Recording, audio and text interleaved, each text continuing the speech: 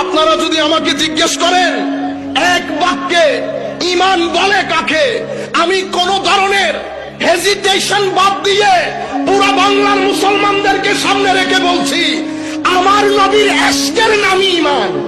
আমার নবীর ইশক যার ভিতরে থাকবে সেই মুমিন হবে। আমার নবীর আদব, ইশক, তাজিম, মহব্বত যার ভিতরে থাকবে না, তার ভিতরে আর সবকিছু থাকতে পারে, ঈমান থাকতে পারে না। ঈমান একটা আবহাওয়া চায়, সেটা আমার নবীর প্রতি আদবের আবহাওয়া। ঈমান মহব্বতের মাটি চায়, আমার নবীর মহব্বতের মাটি বাদে ঈমানের বীজ বাড়ে না। মনে রাখবেন, আমার নবীর ইশক যদি না থাকে, চেহারা বিব্রত হয়ে যাবে, চেহারা বিদগুটে হয়ে যাবে, শীতকালীন গাছের মতো হয়ে যাবে। দুনিয়া থেকে চলে যাওয়ার পরে চেহারা বিকৃত হয়ে যাবে যদি আমার নবীর ইশক না থাকে।